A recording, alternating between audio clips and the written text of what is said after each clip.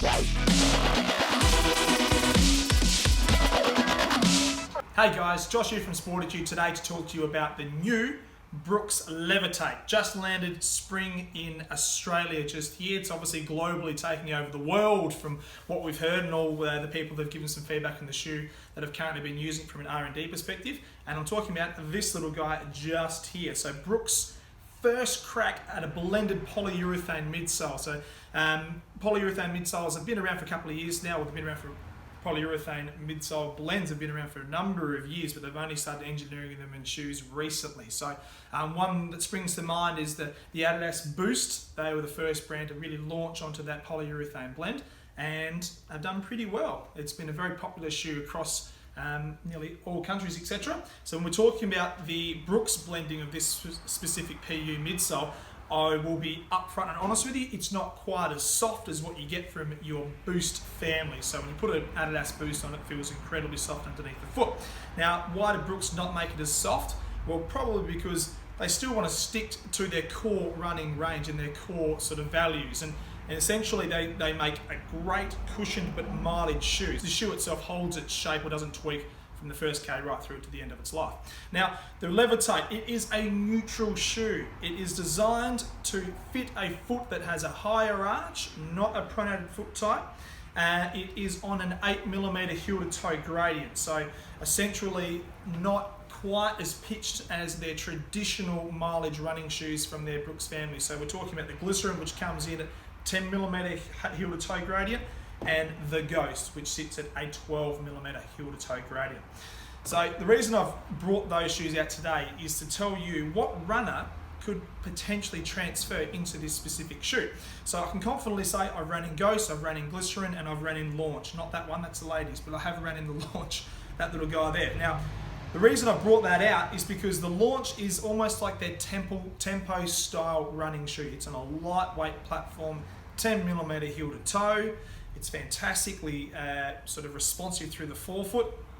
However, it doesn't last as long, I'll put this down now, doesn't last as long as the Glycerins and the Ghosts in the past. So therefore, what Brooks have probably sat there and thought about, there is a gap in the market. We need to make a light, responsive shoe that actually lasts longer. Hence, this little guy here. It's taken 2 years to engineer this shoe. Now, I'm going to bring it closer and show you a couple little featural benefits of this little guy. So if I tip it upside down, you can see the actual outsole itself. You've got the flex grooves that almost work in like an arrow sort of dimension through to the forefoot. Now, what that essentially does is provides a really, really flexible toe-off phase. They haven't, as you can see through here, they haven't put any extra sort of truss stick systems, which Brooks have done in the past and a lot of other brands do as well. So they've just kept it nice and stable without the amount of real estate you've got through the toe-off face. Now, you're looking at the bottom of the shoe and saying it's a little bit dirty. That's because I've done about 35 Ks. I've only been for 3 runs in this little guy, just to get a bit of a feel for it. And I can honestly say it is ridiculously comfortable underneath the foot. Now, my foot type ever so slightly pronate. So technically, if I walked into the shop and I was a customer, I wouldn't encourage myself to put this on my foot. However, I just wanted to get a bit of a feel and a read. My orthotics, on the other hand, fitted very easily inside this shoe. So I can still run in this shoe because I get the stability and control from my orthotic, but geez, I love the performance of this sort of guy. Fantastic underneath the heel, so if you need to come down and heel strike in this shoe, you get that impact guidance. However, where I love this shoe is from mid-stance to toe, the response is insane. The transition is so smooth. It almost feels like you're floating on top of the pavement. That being said, one of my favorite running shoes is the Glycerin. Great, longer, slower runs for me. I do like this specific shoe for all my mileage running. And I've always enjoyed the Ghost, but I always go to Glycerin over the Ghost. That's just me personally. Now, I hope I've made some sense there of where this sort of guy sits. Neutral, foot type, or if you have an orthotic, it can slip in there quite easily. What you do need to know at home is that it's only made in standard widths. So you've got a B in the ladies and you've got the D in the men's, and obviously I'm holding the men's here. So D width and B width. D men's, B ladies. Through there. One other feature which I would like to talk to you about is the upper. So it's not quite a knitted upper that we've seen from other brands in the last couple of years.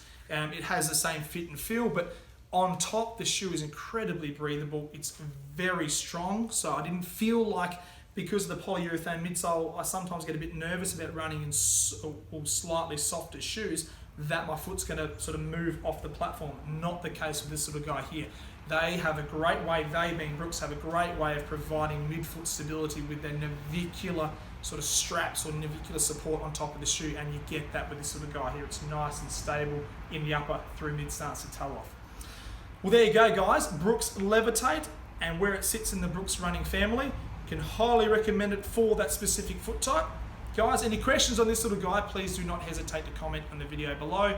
Always, as I say, subscribe to our channel to be the first in, first served on anything new and great. Happy running, guys. We're here to help. We'll see you next time.